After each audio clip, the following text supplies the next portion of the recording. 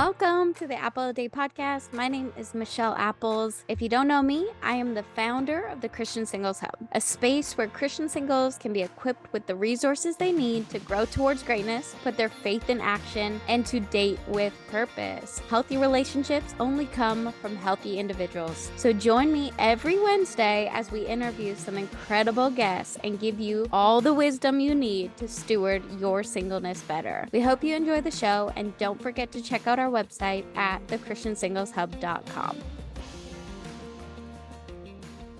Welcome back to another episode of An Apple a Day. I'm your host, Michelle Apples, and I have a very, very special guest, maybe my favorite guest I've ever had on my podcast.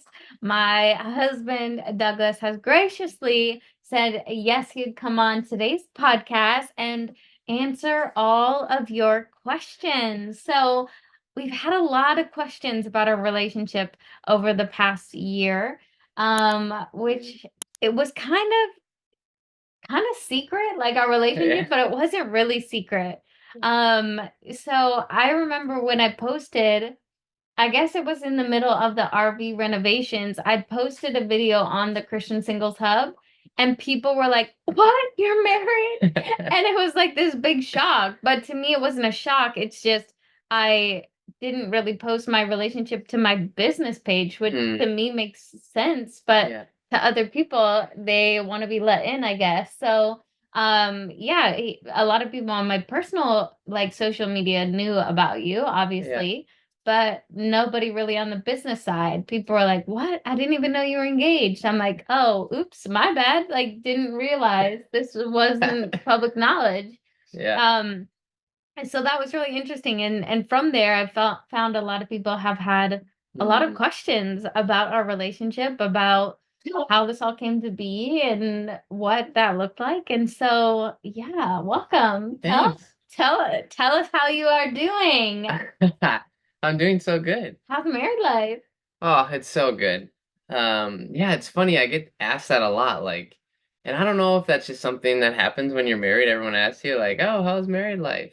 But it truly is, yeah, just so good. Like, it's absolutely amazing when God brings you your best friend, your partner, just to go on mission for God, and we truly are right now, and it's the most amazing thing. Like, I think a lot of times I wake up and I'm like, I get to do the day with my best friend. And when you do have that, it's like it's the best thing ever. And I asked you the other day, I said, like, people were asking me, how's life on the road or how's traveling with your wife? And I'm like, it's the greatest thing in the world. Like, it's like going and doing everything with your best friend, but not everybody feels that way. So Yeah, it was funny. It's funny. He came to me and he was like, "Why did people ask me this? Like, it's almost like they expected that it's going to be bad."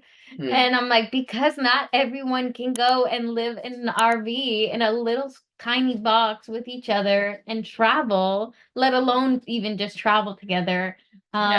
Because compatibility is a big one, and you have to be compatible in a lot of different ways. So yeah, our relationship was a bit of a whirlwind, and I guess we literally haven't even known each other a full year yet, no, and we're married, which is crazy yeah, if you think about it, really. yeah, Especially because I'm the type of person who I always said, like, I'd need to know someone for a full year before I ever got engaged, and then that was not the case at all. So I apologize for anyone who's followed my advice before and realize that, God can do whatever he wants with whatever timeline he wants. And something a lot of people spoke over us when we first got together was that God was really compressing time with yeah, us. Um, and I think that's the difference between our relationship and how quick that it went compared to, average people dating is like the average relationship you see each other maybe once or twice a week for an hour or two. But yeah, our relationship, we were together like 12 to 16 hours a day. yeah. And that was really just God and his timeline and his timing and just compressing of time to really move things quickly. So talk about that experience from your side of Yeah. things. Yeah, I was gonna ask you to share on just compressing and what you thought, like what you were saying in regards to that. But I think, yeah, looking back, it's one of those things where we never know really what God's doing in the moment. But then we can fast forward 2, 3 months, and then you're like, oh wow. And I think I'm realizing it now after being in New York, and living in a small box there for a month and a half, and then now being in the RV where we're just in a box. Um, and really, it's like God compressed so much time together in a short amount of time because I see the preparation that was happening. He was doing something. Mm, that's And good. it's really cool to see like when God brings two people that are ready, they've done the work, and they're ready to go on mission. And I truly believe that we both were, and we talked about that where we came together as two people who were ready to go and run the race together as a couple. We've done the work on our own, and so yeah, and like a lot of people, ask us like, y'all spend so much time together. Like how did you do that? And I believe it's really just the grace of God because like even you said, you're like, I never do this. Like to No. be with a male, let alone a male, not just a female, like a girlfriend, but literally spend that much time and not get sick of one another. It truly was the grace of God because it's like he knew we needed to compress because he had other things for us to do, and we're literally walking the fruit of that out right now. Yeah, and it's so interesting because even before we met, I always said like, oh, like when people talked about long distance relationships, and I'm like, yes, long distance would be perfect Yeah. for me because I wouldn't have to see them all the time. I would be able to just do what I wanted to do and what God has called me to do and just do my things. I'm a busy person. I Mhm. like what I'm doing. I got my hands busy, doing the work of the Lord. But really, like it was so funny because I literally was in that mindset. I remember going on a date with someone right before I met Douglas, and he had a daughter, and he was very upfront and clear that like she's his priority and like he doesn't have the time. I was like, thank God. Okay, Yeah. perfect. And then I don't have someone who's gonna be needy or to want all my time and attention. And then God puts me in a relationship where we're literally together all day, every day. And there was just so much peace in it. Yeah. And like he said, like it's crazy because I was not that person. I was that person. I'm very independent. I've always been independent. I've lived on my own since I was 18. And so to all of a sudden be, and I wouldn't call it not independent, but be like able to be around someone and not just like be on my own running by myself was it was so strange to me, but there was just so much peace. Like the peace was so evident that like the only doubt I had was like, why do I have so much peace about this? This is Yeah. crazy. Like God, like show me that something is not right because this is crazy how much everything just flowed, how much peace we had spending so much time together. Yeah. We never felt like, oh man, I just need my own alone time or I need my time apart. It was, yeah, just truly the grace of God in that relationships season that we Mm. were in, just building time with one another, really getting to know each other, know the depths of each other's heart. Yeah. Who, we played a lot of question games that really got us into like the depth of who each other was. Which was really cool to see how Yeah. how God just did that. So, one of the questions I always get is how did we meet? Yeah. One sec. I just thought of one thing when you were Yeah, talking. sure. I think so often God provides us things and he's looking to see how are we going to steward it. Like, are we, it's like a parable of the talents. Is that right? Yeah. Yeah.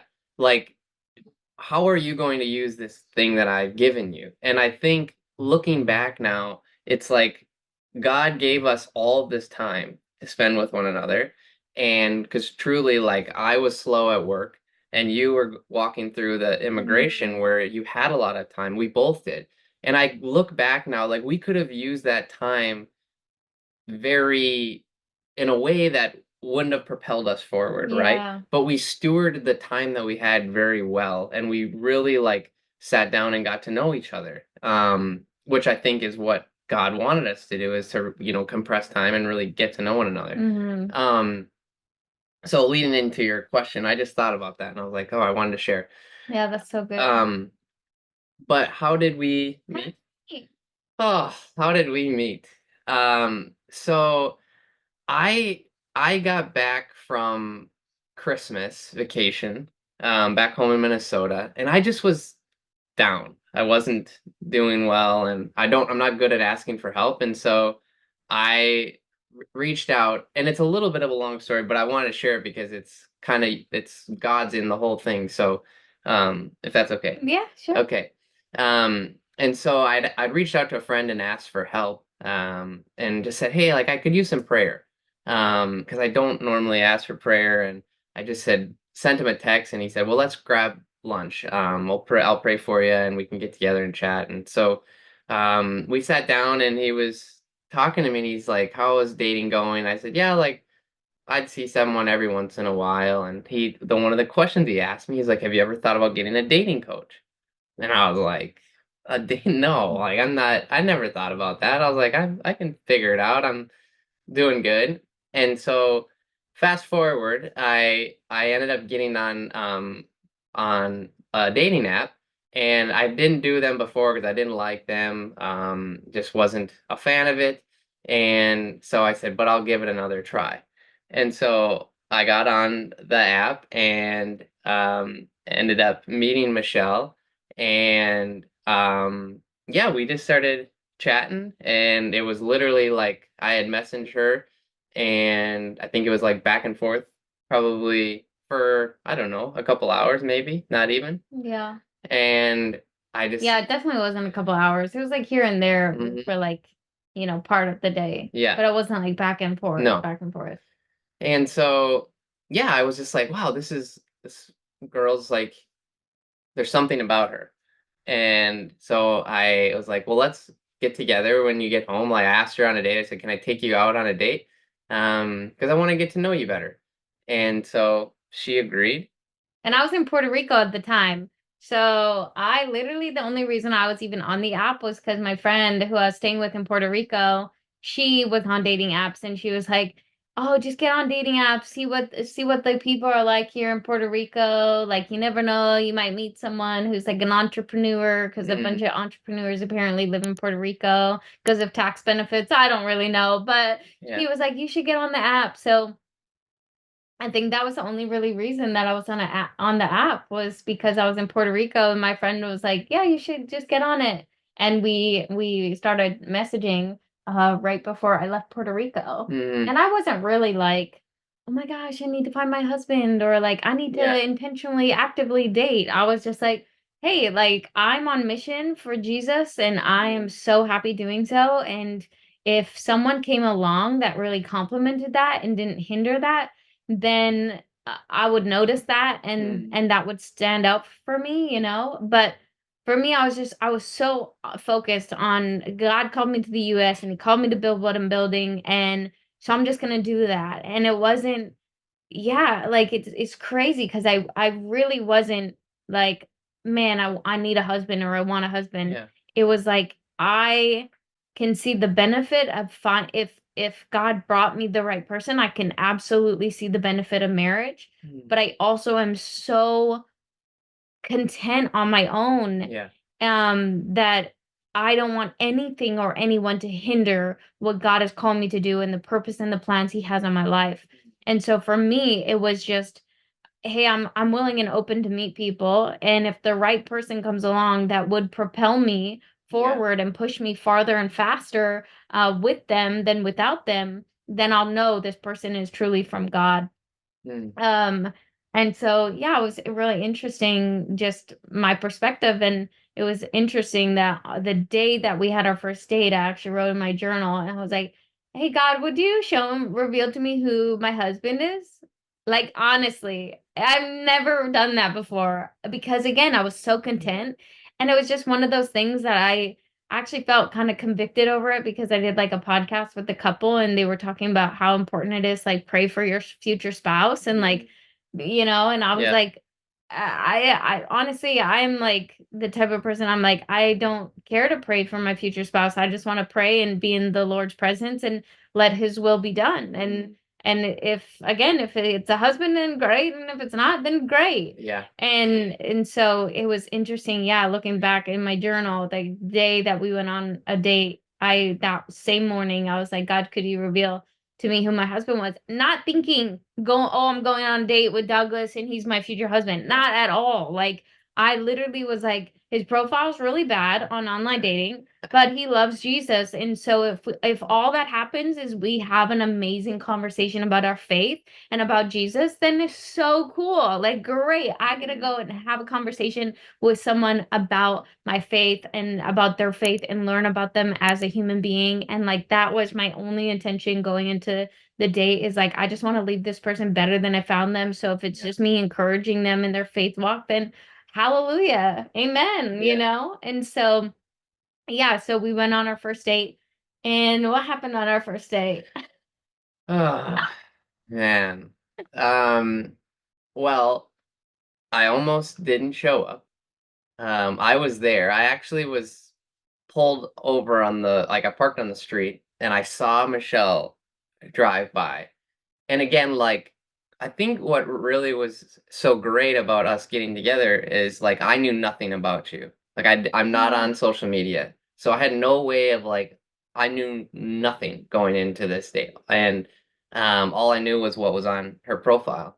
And so all of a sudden, I was there early because I'm an early person, and I saw her pull up, and I'm like, oh my goodness, this woman is beautiful.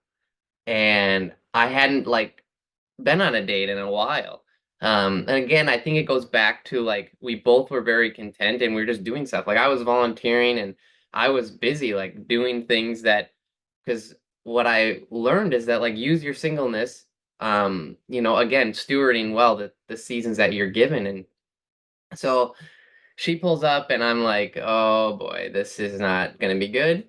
Because I was nervous already and now I'm really nervous. So she literally walked down the street and like crossed over to the sidewalk, and I went like this and looked the other way because I didn't want her to see me because I was still gonna probably bail. Because I was just like, I cannot do this. Like she's way above my league. Like there's no reason why I should be here. And so, and so before we went, I was like, there's like a porch. I'll meet you out front on the porch and then we'll walk in. And so she had got there, like, obviously she walked in and she sent me a message and said, I've already been seated. And so I'm like, I asked the host, and I'm like, I'm here. And he's like, oh, are you meeting um, a woman here? And I said, yeah. And so he's like, oh, she's right over there. But I couldn't see her. I had to like walk and then take a left. And then I'm like, oh, okay. So I did. And then there was Michelle.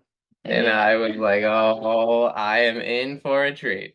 He like lost his train of thought like 3 times on our first date. And It was like so he bad. kept saying like, oh, I forgot. What did you keep saying? I said, oh, sorry, what were we talking about again? Like 3 times. Yeah. And I was like, okay, this guy's really nervous. Didn't think anything of it. Honestly, was like, he'll be a good friend.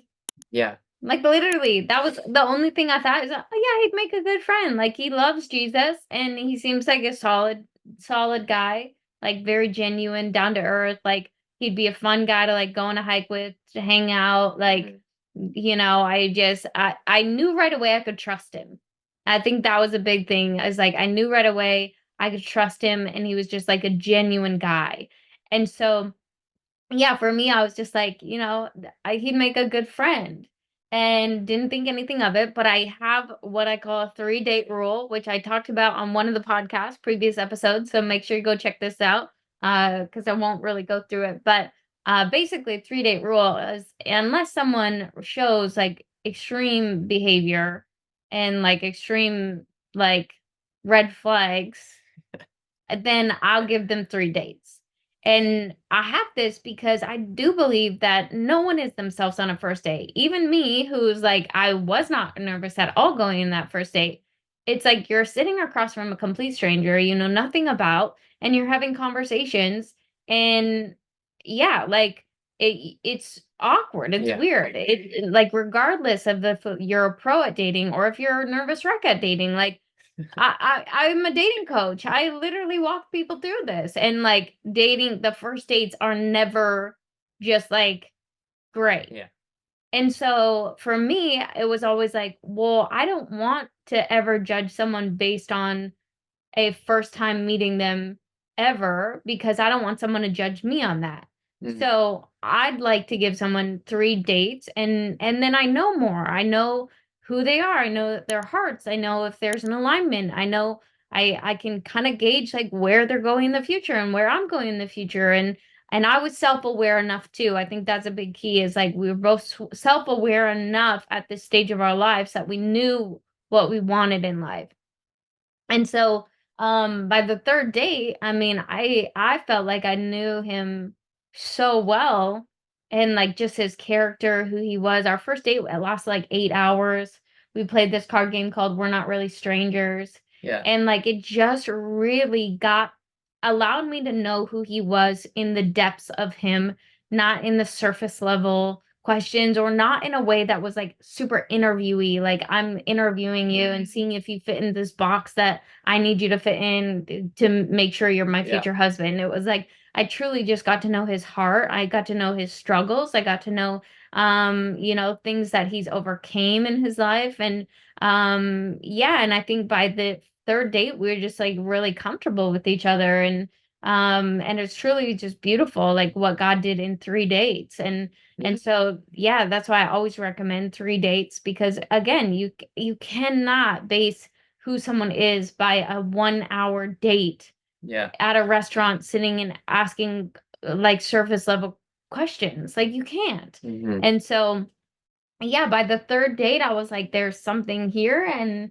I want to, regardless of if it goes somewhere or not, I want to take the time to truly get to know him and know, if this is something and what that looks like.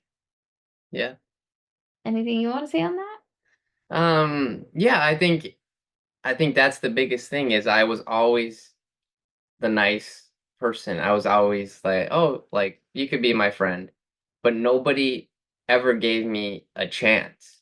Like no one ever saw me through the eyes of Jesus and was like, "Oh, like this person is a genuine person. Like I'm going to give them another opportunity." And I think that's what really when people ask me they're like, "How did you know that something was different or, how did you know it was Michelle?" And it's truly because she allowed me to be the man that God created me to be. She allowed me to be the soft, gentle, um man that like I've always wanted to be, but I never was that person because I always got told that I was too nice or I was always the friend. And now being married and like as we even dated, Michelle like encouraged that and allowed me to really just be my true self. And I told her this. I said nobody's ever saw me the way that you see me. Like you truly see me for the man that I always wanted to be. And so when I felt that I could just be my true self, I was like, wow, like there is something different here. Yeah. And allowed me to really like dig in and yeah, just put everything I had into it.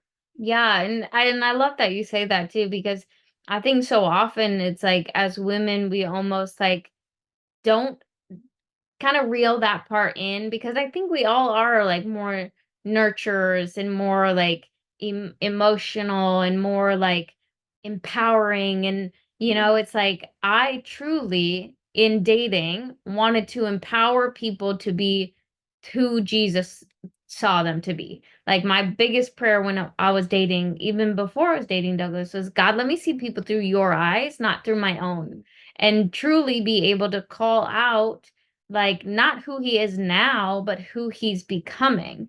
Because I think when you do that for whoever, anyone in your life, not even just in dating context, but when we do that, we allow people to blossom into who God has called them to be, not who the world has Mm, labeled them to be. And I think that was a big thing for you was that so many people had just kind of labeled him as this one way, but I actually came in and I empowered him in what I saw, like the attributes, the good things, the beautiful things about him. I was able to call out and speak them into life. I think that it's so important that we do that, not only in dating and just in general to the people Yeah. in our lives. Like, why are we not calling more people into into their potential and into like their God-given talents and dreams and things that that they might be kept hidden because yeah, maybe someone did label them as like the Mm, nice guy, or they've been rejected so many times because they're too nice, or mm, whatever it is. But really, I think when we come alongside men and truly empower them, we start to watch them blossom into all that God has called them to be. And I think that's a big thing in today's society is like so many women complain like, oh, men are so passive and we need more men rising up. And I believe it. I believe that the men are a threat, and so the enemy wants to take them out. And I get that. And it's a spiritual battle. Like mm, it's not just a battle of, oh, men are so passive. No, it's a spiritual battle that we're going through, that men need to be, and women, we need to help empower them mm, to rise up. And whether that's our brothers or our cousins or our best friends or people that just come into contact with us or people we go on 1 or 2 dates with, like if we can start empowering men to be all that God has for them to be, like you'll start seeing men rise up. You'll mm, start seeing less passive men and more men that will take the reins and like all the things that women always tell me that they want to see in men. But yet I think as women, so often we reel those parts in because we're like, oh, well, I don't want to be doing all the work, or I don't want to be pursuing them. But mm, I don't think it's about pursuit. I think it's really just calling things that aren't as though they are, just as the Bible says, just as Jesus did. I mean, I think of the woman with blood, and he looked at her and called her daughter. I mm, mean, she was labeled for how many years as just a woman with blood, a woman with bleeding. She didn't even have a name. mm, And Jesus came and called her daughter. Like that's so beautiful. And if we can start just doing that in dating, and this is for men and women. I don't even think it's just women need to do this for men. It's just that's my experience is I've been able to see men rise up because I just start speaking life into them. I start mm. encouraging them. I start picking the things out that may have been pushed down because Yeah. of what they've been labeled in life and start calling that up, rising them up. And you start seeing that. And I've even seen like since the day I met Douglas, literally not even a year ago, I have seen him blossom so much. Like he's night and day a different person than the day that we first met. And Mm, I think it was truly just and it's still a thing that I need to always do for him because I want to see him completely reach his full potential in what God has for him. Um, and that is my job as a wife is to now empower my husband to be all that God has called him to be. mm. And just like his job is Yeah. to do that for me. It's not one or the other. I think it's 100%. it's as the body of Christ, we just need to do this more. Yeah. All right, someone asked back to the question. Yeah. So I get on my tangents, sorry. Someone asked best communication practices for when you're on an app. And this person knows that we met on an app, so I think that's why they're asking because I think a lot of people don't have luck on the apps or luck on the apps, but I think this is the thing I always say. I don't think dating apps are bad. I'll tell you that all day, every day. I do not think dating apps are bad. They're just like anything else. They are a tool that most people use inefficiently. Mm, Just like if you pick up a hammer and try to use it as a screwdriver, it's not going to work. yeah. Right? And so I think for being on the app, it is a tool. I think you have to understand that the app is a business. Like Mm-hmm. the people who own the app are not thinking about your love life. I mean, No.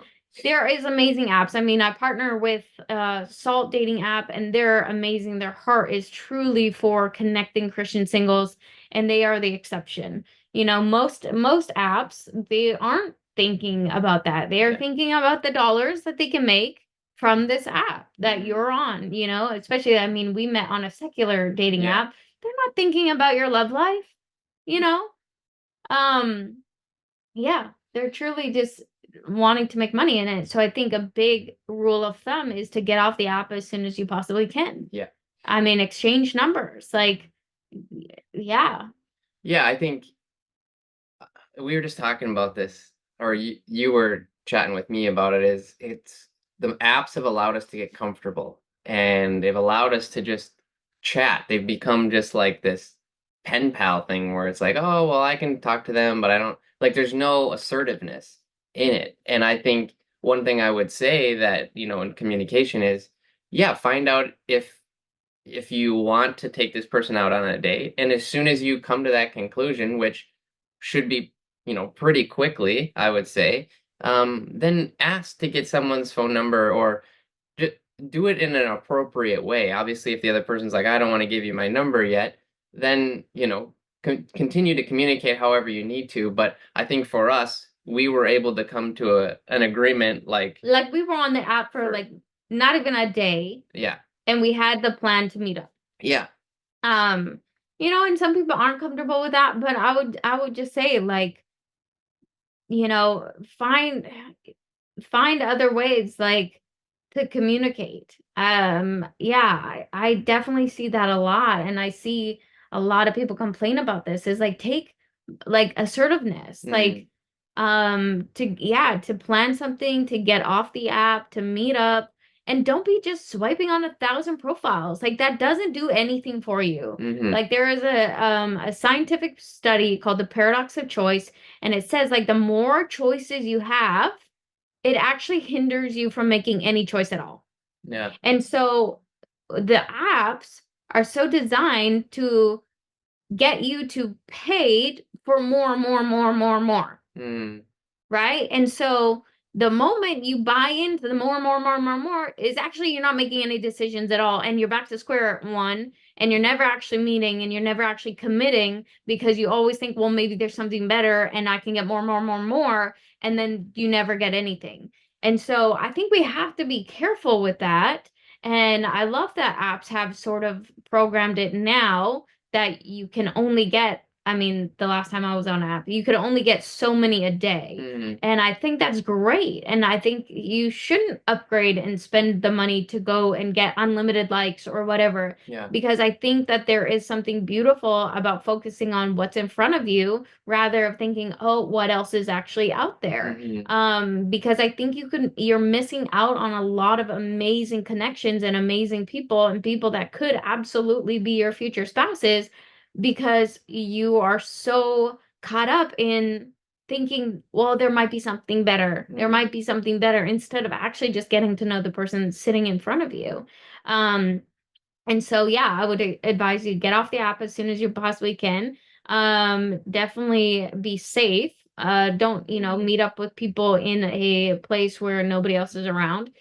And for men out there too, like, I know that what you're thinking, like, but dating is so expensive. And now if I'm taking out a different girl that I don't even know if I like yet, I get it, but there's also really creative ways that you can have a really inexpensive date, which is great. And Mm-hmm. so get creative. Like, women love creativity. Yeah. Like, truly, like, the most amazing dates that have stood out to me are dates that have been so creative and outside of the box that I was like, oh, I've never done that before. That's so fun. It hasn't just been like going to a fancy restaurant. Actually, those have been kind of some of my worst dates, because it's Mm, like, oh, you're putting me in a restaurant that my meal costs literally $100, and I would never pay for this myself. I would never go to a yeah. restaurant that my meal is $100. So now I feel very uncomfortable that you're paying that for me to eat this meal. Like, that's awkward. So don't do that, you Mm, know?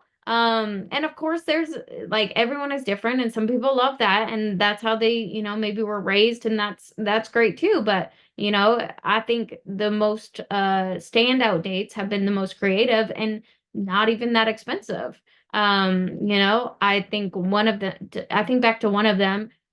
This guy picked up a couple things from the grocery store, had a little grill. We barbecued on the beach, and it was like, wow, that was so creative. Like Mm, the fact you went out of your way to like think about this, go to the grocery store, buy this stuff, like that to me was like awesome, you yeah. know, or like one of my leaders on my team, he said, "Oh yeah, I actually went and bought a bunch of stuff to make candles with this person that he's been dating for a little bit now." And I was like, "That's awesome. Like Hmm. that's so cool." Like he went out of his way to be like creative about not just doing your typical like let's go to an expensive dinner where Yeah. now it's going to cost me a lot of money.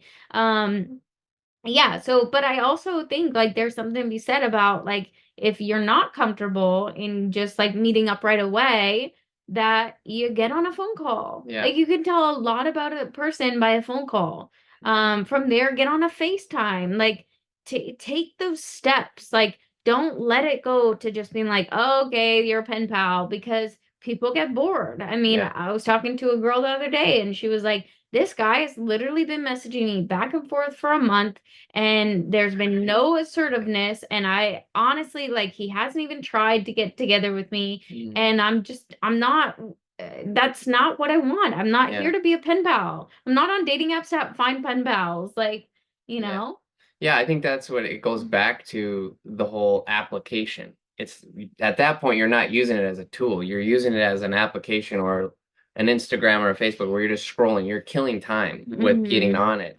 And so I think that's where the real difference is are you using it as a tool to find somebody that you're interested in? And when you do, then take the assertiveness to ask that person on a date or get to know them. But I think that's on us guys is girls want to be taken on dates. They want to not just like, hey, let's come over or hey, let's go do this. Like, no, say, hey, I'd like to take you out on a date.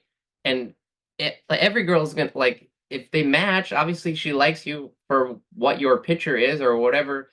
She likes the idea of you Yeah, the at this idea of point. you. Yeah. So at that point, then ask her on a date. Like, I think that's the biggest thing is we try to, wiggle around it instead of just being assertive and if she doesn't want to and would rather just get on a phone call, then be respectful and say, yeah, absolutely. And but keep moving forward because I think if you don't, again, it's back to what you're saying where there's so many swipes, like you're in the dust at that point. And like you're You're in already the dust. gone. Like, You're in the dust. You yeah. hear you heard it here Like, first. so if you like the idea of somebody, then pursue that and go after it and like just be assertive. I think that's the one Yeah. thing I think that like we use it as a tool Yeah. and yeah, here we are. Yeah, I would also say too, because I've also talked to a lot of men who have been catfished Hmm. a lot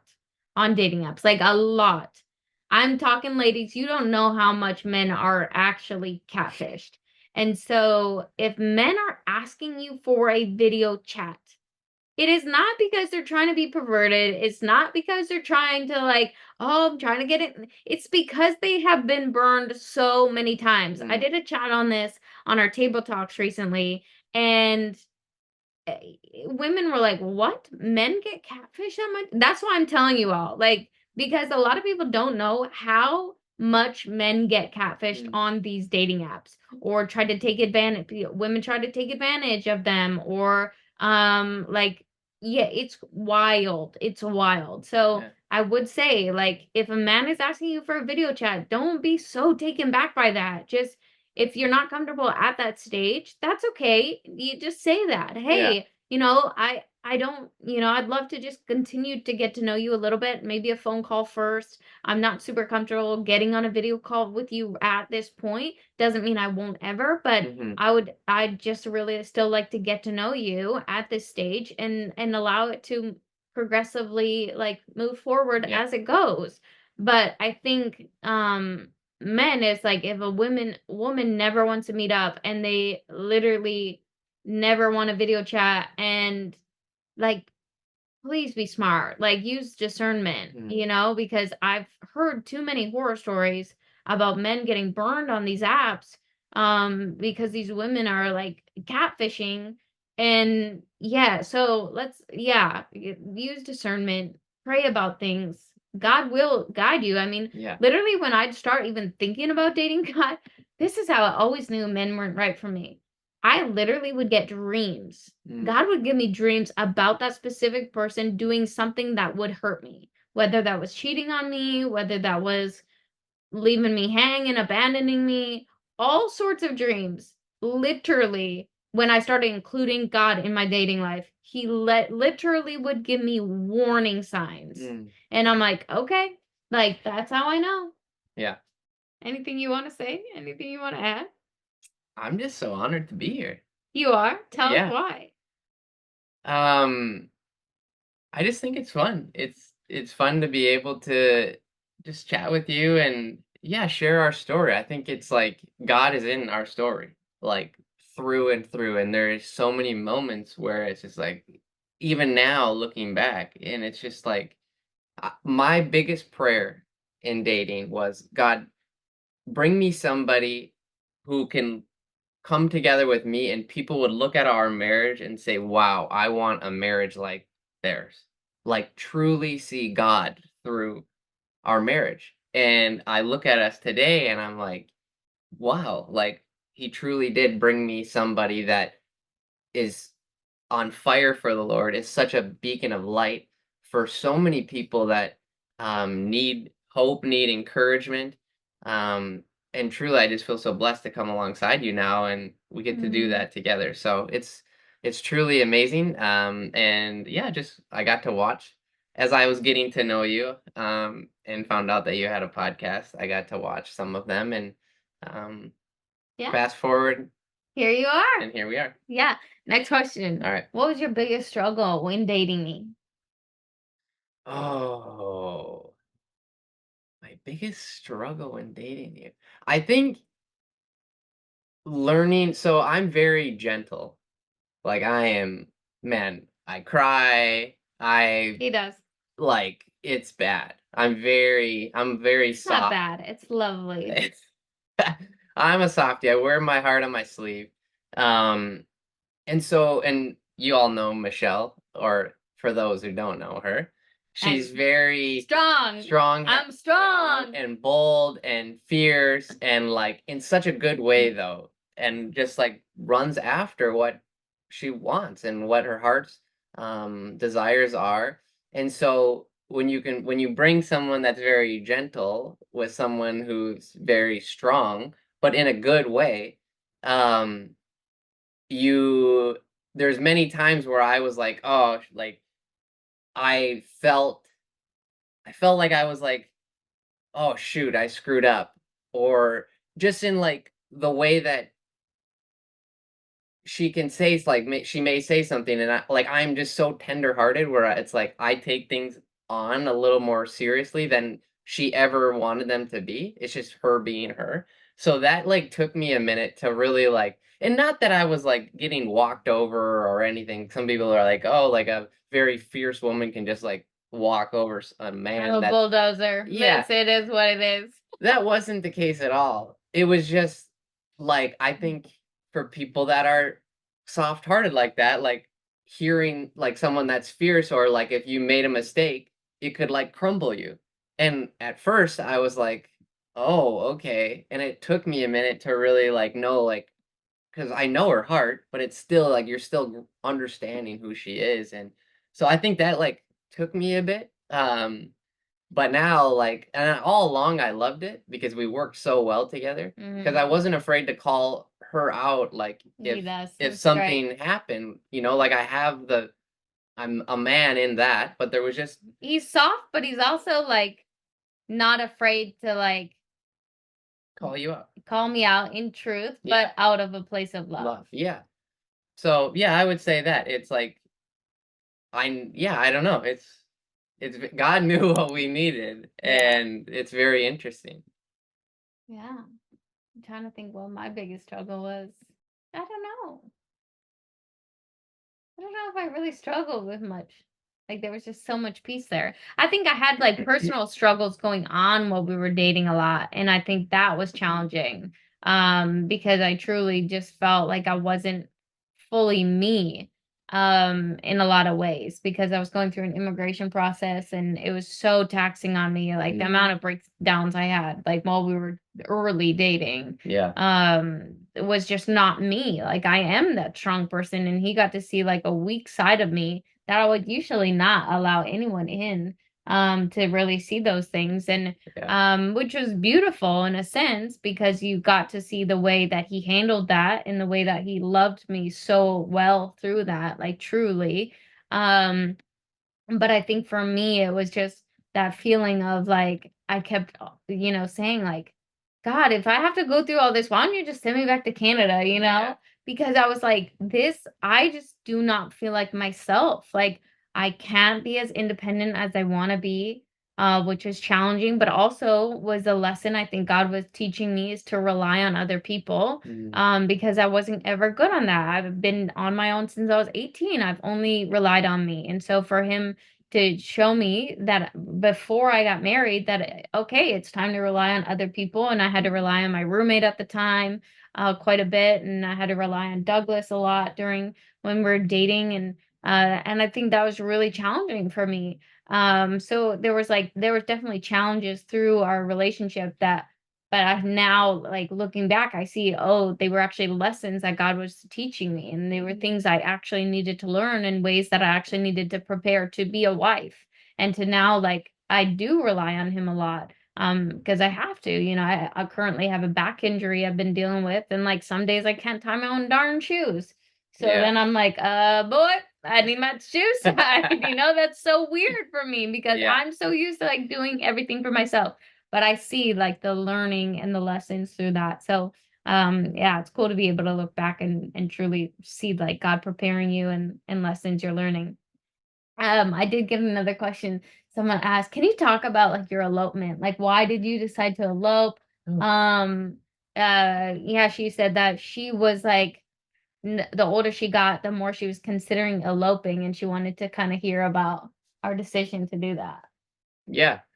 Um, so I think we both um didn't really want this huge wedding. Um, and we wanted it like we're very I think I'll preface to say I have never in my life wanted a wedding. Ever. Like the thought of it made me want to vomit, actually.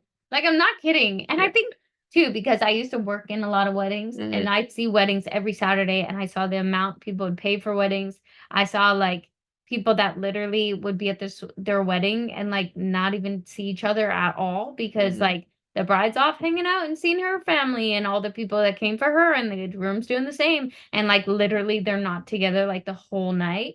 And Yeah. like I've obviously seen beautiful weddings too that I've like bawled at, because it's beautiful. Mm, But to me, I was like, I wouldn't even know who to invite because I know so many people. mm, And B, all my people are so spread out. Like to expect someone, I think of my good friends Chris and Christy who live in Vancouver. Like they have 4 kids. Like I could never feel good about inviting them to Nashville and now they have to either fly or drive, spend all that money, get a hotel. Nashville hotels aren't cheap. yeah. Like all these and that's just the beginning. Like then you got my family up in, northern Canada, and then you got his family in Minnesota, and like there's so many people that would just end up missing out or feeling bad. And like yeah, I never had wanted a wedding, but Mm. really Yeah, I think too, like, and I wonder what like a statistic would be on this. Like, as the older you get in getting married, like the if there's less and less like like huge weddings and more like elopements. Um, just a random thought I had, so I might have to look into that. But I think it's really asking yourself why do you want a large wedding? Is it the world and or what not even a large wedding, or just a yeah, or wedding, just a or like wedding and yeah, why do you want what you think you want? right. Because everybody, I mean, growing up, that's you have a wedding and you see weddings and the pictures in the movies and around you is showing you these massive gatherings that are weddings. And so for me, I was like, why do I want this, or why do I want whatever I would like? And for me, and I think for both of us, it was, what's the main purpose here? And it's us and the Lord.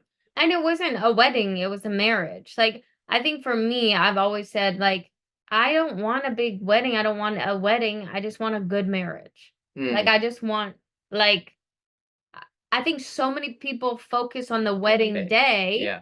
that they don't actually focus on the marriage. I'm like, I would rather put the money that would go into a wedding and invest it in our marriage. I Yeah. would rather like, yeah, I see these people like the average cost of a wedding in Nashville these days is 60 to $85,000 Great. for a 1 day event.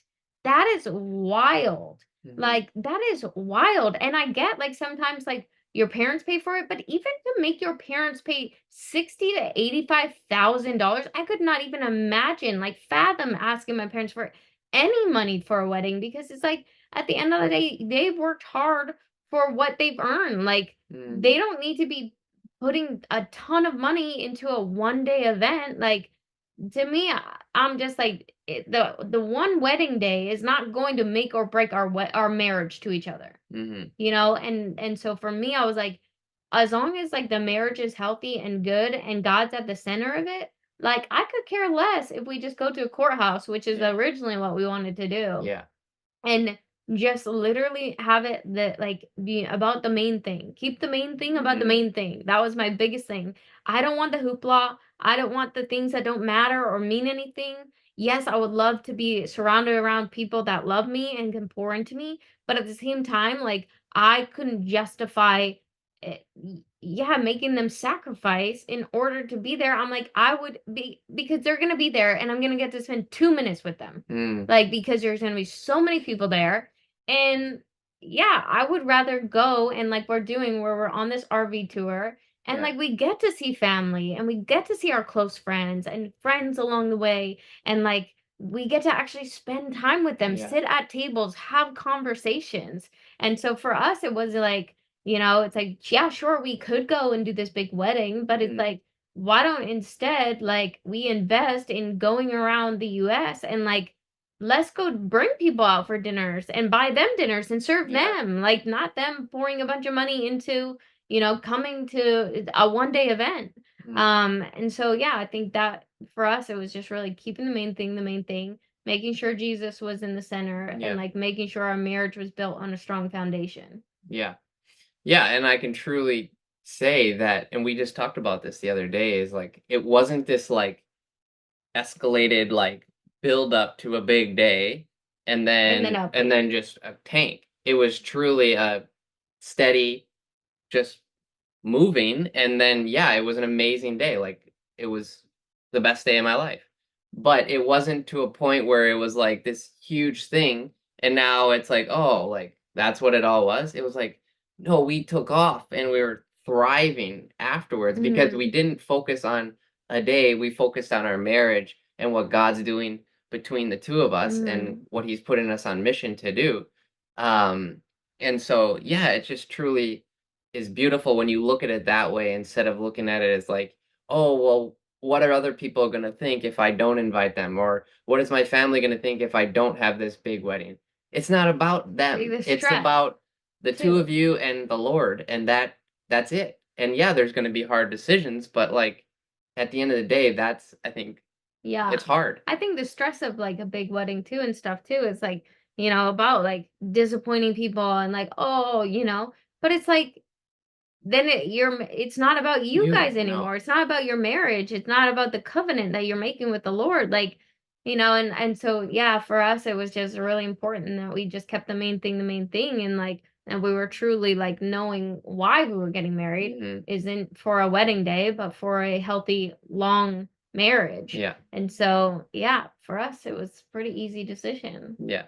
Didn't 100%. didn't mean people weren't disappointed along the way, Yeah. but it just we really felt like that was something that God put on our hearts to do, and so we did that. It was beautiful. Yeah. But yeah, so I think we'll probably close up there. Yeah.